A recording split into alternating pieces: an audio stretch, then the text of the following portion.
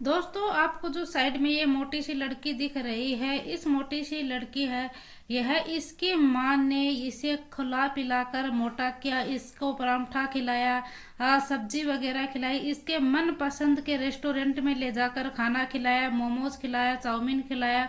इसकी हर ख्वाहिश, सारी ख्वाहिश पूरी की, क्योंकि वह माँ थी, वह नौकरी किया करती थी और इसको खिला खिला कर मोटा कर दिया। लेकिन जो ये बेटी है, इसने क्या किया, इसने अपने जो ये बेटी है, इसने अपनी ही माँ को मारने की प्लानिंग की।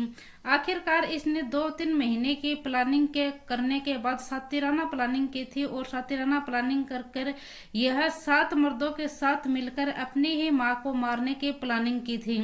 इसने 7 लाख रुपए का सौदा किया था और 2-3 महीने की प्लानिंग के बाद इसने जो प्लानिंग रची थी उसको, यह जो प्लानिंग रची थी इसने, यह एक झकझोर देने वाली प्लानिंग और आखिरकार एक सातिराना प्लानिंग से इसने अपनी मां की हत्या कर दी। और हत्या इतनी सातिराना तरीके से की कि इसको ऊपर किसी ने कोई शक भी नहीं हो रहा था।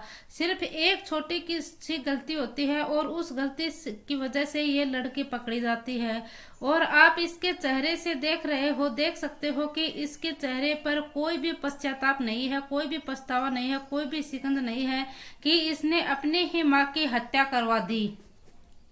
और यह लड़की इस तरह से खड़ी हुई है, पुलिस वालों को इस तरह से इंटरव्यू दे रही है, पत्रकारों को भी इंटरव्यू दे रही है कि जैसे कि इसने कोई महान पुण्य का काम किया है। इसके चेहरे से बिल्कुल हाव भाव से ऐसा लग ही नहीं रहा कि इस लड़की ने अपनी ही माँ की हत्या की है। लेकिन आखिरकार सवाल यह है कि इसने अपनी माँ की हत्या क्यों की और इसकी जो प्लानिंग है वह कितने दिनों से चल रही थी और इसके मुंह तक भी इसका खुल जाए। और जो यह मासूम और मोटी दिख रही है, यह लड़की एक खौफनाक प्लानिंग को अंजाम दे देती है। तो चलते हैं दोस्तों, आज इस पूरी घटना को शुरू से लेकर आखिर तक जानते हैं। तो नमस्कार, राधे राधे, जय श्री कृष्णा। दोस्तों, मैं पूजा। आज की जो हमारी ये घटना है, इस घटना की शुरुआत होती है जयपुर का ही एक इलाका लगता है प्रताप नगर। और वहां पर 3 जुलाई की शाम के लगभग 4:45 का टाइम होता है। रोजाना की तरह रोड के ऊपर गाड़ियां गुजर रही होती हैं, लेकिन इसी बीच में एक स्कॉर्पियो होती है, वह व्हाइट रंग की होती है। जब वह महिला को टक्कर मारती है तो महिला बहुत दूर जाकर गिरती है और दूर जाकर गिरती है तो वह जो लोगों का ध्यान है वह एकदम से उस गाड़ी पर और उस महिला पर दोनों तरफ जाता है और वहां जो लोग हैं वह उसको देखते हैं और वह पर खून ही खून हो जाता है। लोग दौड़ दौड़ कर उसके पास आते हैं। टक्कर इतनी भयंकर मारती है कि महिला की पूरी डेड बॉडी है वह फौरन उस महिला को हॉस्पिटल में पहुंचाया जाता है, पुलिस को फोन किया जाता है। ऐसी ऐसी कार है और उसने टक्कर मारी है, लेकिन जो महिला अस्पताल में लेकर पहुंचे तो महिला की मौत हो जाती है। पुलिस के बारे में जब इसके बारे में पता चलता है तो महिला का नाम होता है, जो महिला होती है उसका नाम नीरज शर्मा होता है और उसकी उम्र 45 साल के आसपास होती है। और ये जो महिला नीरज शर्मा है, यह इसके जो बच्चा होता है, अपने बच्चे को ये फिजियोथेरेपी के लिए लेकर गई थी। जब फिजियोथेरेपी वाले की जगह पर छोड़कर यह उस बच्चे को वापस घर पर आ रही थी और यह रविंद्र कॉलोनी में रहती है, अपने बच्चे के साथ रहती है। और इसका एक बच्चा होता है जिसकी उम्र 16 साल होती है, जिसको फिजियोथेरेपी के करवाने के लिए लेकर गई थी। फौरन नीरज को घर पर सूचना पहुंचाई जाती है। नीरज की एक बेटी होती है जिसका नाम आयुषी होता है। आयुषी की उम्र 23 साल की होती है और वह रोते दहाड़े मारते हुए वहां पर पहुंचती है और उसको पता चलता है कि माँ की मौत हो गई। तो वह तमाम रिश्तेदार, परिवार वाले, घर वाले सभी को फोन कर कर बताती है कि मतलब नीरज होती है, उसके पति की तो मौत पहले ही हो चुकी थी और अब जो नीरज शर्मा है वह एक एलडीसी बाबू होती है, कंप्यूटर यानी कि सरकारी दस्तावेज में वह एलडीसी बाबू के पद पर तैनात होती हैं, जिसको वह मतलब यानी कि सरकारी कर्मचारी थी। और इसकी मौत के बाद कोहरा मच जाता है। अपना जो बेटा बेटी के साथ रहती थी, सारे रिश्तेदार यहाँ पर सूचना मिलते ही पहुंच जाते हैं। जो कि नीरज शर्मा होती है ना, इसका एक भाई होता है राकेश शर्मा, वह भी मौके पर पहुंच जाता है। जब वह सीसीटीवी रिकॉर्ड निकालता है और पुलिस का रिकॉर्ड देखता है तो वह सबसे पहले यही लगता है कि यह नॉर्मल एक्सीडेंट नहीं है। जो नीरज शर्मा होता है उसका भाई है ना राकेश शर्मा, उसको ऐसा लगता है कि जो मेरी बहन है इसका कोई नॉर्मल एक्सीडेंट नहीं है, स्कॉर्पियो ने टक्कर मारी है, मतलब अनजान तरीके से टक्कर नहीं मारी है। वह कहता है कि जो नीरज का भाई है कहता है, पुलिस वालों को बताता है कि नहीं यह कोई हादसा नहीं है, न ये बल्कि मेरी बहन की हत्या एक प्लानिंग के तहत की गई है। जहां तक मुझे लगता है कि हत्या में मेरी भांजी शामिल है आयुषी, क्योंकि मेरी बहन कुछ दिनों पहले ही मुझे ऐसा लगता है जो मेरी बहन है वह मेरे को फोन कॉल करती है, फोन कॉल पर बताती है कि भाई ऐसा लग रहा है कि मेरे को कोई मारने की कोशिश कर रहा है। वह अपने भाई के साथ आयुषी जो नीरज शर्मा होती है वह अपने भाई राकेश शर्मा के साथ सारी बात शेयर किया करती थी, और ऐसा लग रहा है कि मेरी कोई हत्या करना चाहता है, क्योंकि इसके भाई का इल्जाम है वह बहन का कोई एक्सीडेंट नहीं बल्कि एक हत्या का ही बताता है। और यहाँ पर जो कांस्टेबल वगैरह हैं वह इस इलाके में पता करते हैं, और पता करने पर जो स्कॉर्पियो होती है उसका पता चलता है कि जो स्कॉर्पियो होती है वह भी वहां पर कई देर से पहले से ही खड़ी हुई थी, और एक्सीडेंट के बाद वह सीसीटीवी में आई हूँ। यह आगे जो स्कॉर्पियो है यह रुकी भी है, और अब पुलिस को इस पर शक हो जाता है। जब पुलिस को इसको शक होता है तो बात तो सही है, मतलब जो प्लानिंग के तहत ही इसका एक्सीडेंट किया गया है, और ऐसा करने पर जो पुलिस है यह इधर उधर के जो मुखबिर है उनसे पता करने की कोशिश करती हूँ। जब पुलिस इधर उधर के मुखबिरों से पता करती है तो एक स्कॉर्पियो है वह लगभग 1 महीने पहले रेंट पर ली गई थी, और जो कि रेंट पर ली गई तो उसका नाम होता है, एक बलराम नाम का युवक होता है जो रेंट पर लेता है। वह पुलिस स्कॉर्पियो में जो मालिक होता है उसके पास पहुंचती है तो वह बलराम का एड्रेस देता है। पुलिस यह बलराम के बारे में पता करती है तो पता चलता है कि नीरज थी उसके रिश्तेदार ही होता है बलराम। पुलिस अब मतलब यानी कि शक था वह यकीन में बदलता जा रहा था। फौरन पुलिस वह बलराम को गिरफ्तार करती है, बलराम के पिता मोहन को गिरफ्तार करती है, और इन लोगों को गिरफ्तार करने के बाद जब इनसे पुलिस पूछताछ करती है, और उस दिन स्कॉर्पियो में टक्कर मारी थी जिसने नीरज शर्मा को, उसमें लोग थे स्कॉर्पियो में सवार वह बलराम और मोहन था।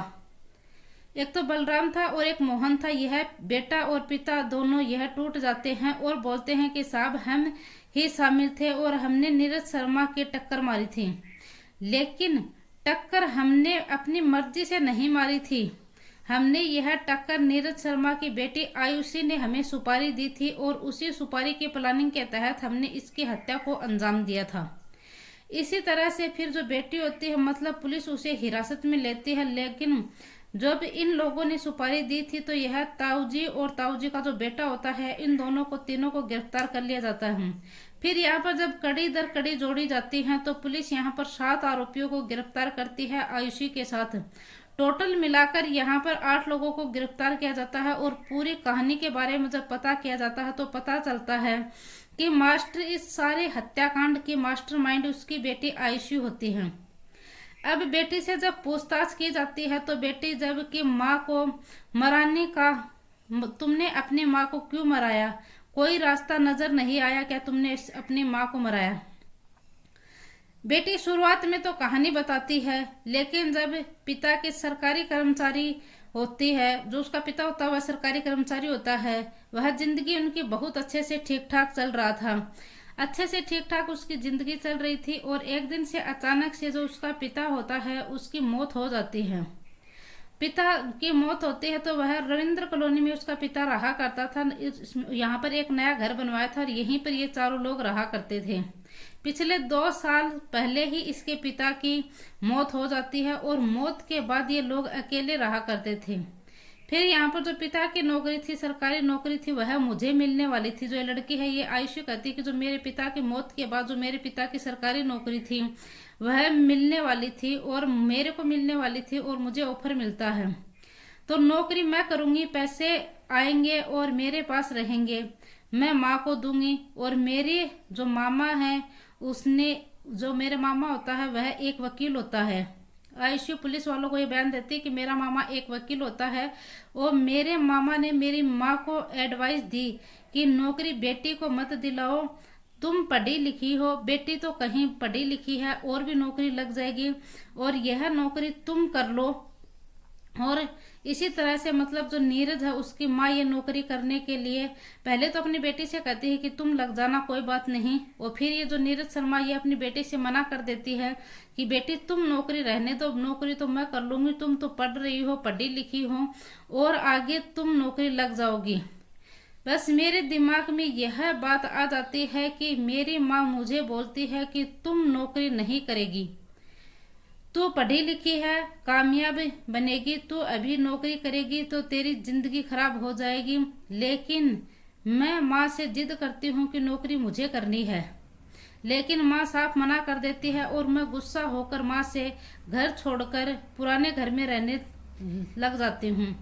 और मैं वहाँ जाकर, लेकिन मेरी माँ मुझे सिर्फ 2 बार मनाने के लिए आती है और उसके बाद वह मुझे मनाने के लिए भी नहीं आती है मेरी माँ। अब वहाँ से अकेली रहती हूँ और मैं माँ से अकेली रहती हूँ और मेरे पास कोई भी नहीं रहता है, लेकिन मैं सोचने के लिए मुझे कुछ ना कुछ रास्ता तो ढूंढना ही पड़ेगा।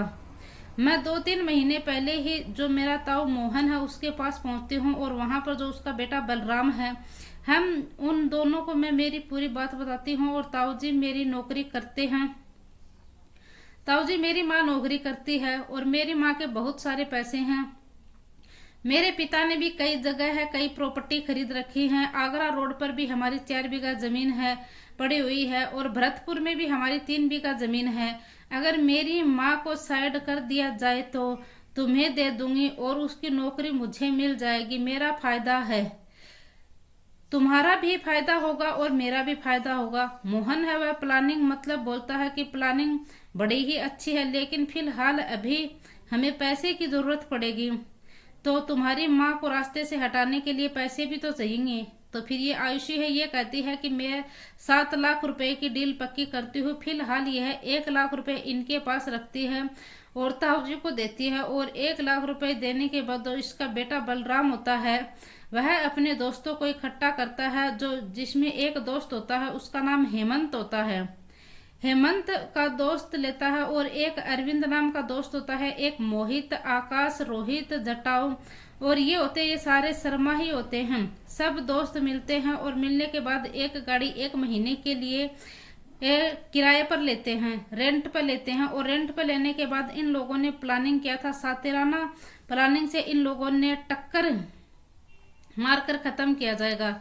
लेकिन 1 महीने पर जो गाड़ी रेंट में ली थी, किराए पर ली थी, वह 35,000 रुपए की रेंट में ली थी। लेकिन पूरा महीना गुजर गया, लेकिन इनको नीरज शर्मा को मारने का कोई भी मौका नहीं मिला।